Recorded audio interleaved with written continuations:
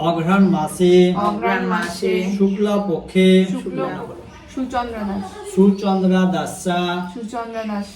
আলম্বাং গোত্রা বন্দন মনোগত অহং পরিশ্রামি উপবা বিলীনধ ভিখারি বলেন শুনবে অন্তর যে রাম সে কয় তিলক নাহি কদুয় কয় কহিতে কহিতে কথা তিলকের না একেবারে বাচ্চা থেকে ওই রকম পাতলাই হয়ে আছে খাওয়া দিয়ে নেই এখন এটাকে দেখা যায় বিয়ের পরে কেমন ওটাকে তো দেখলাম বিয়ের পর ছোট থেকে ওই যে কাজে দেখছি পুজোতে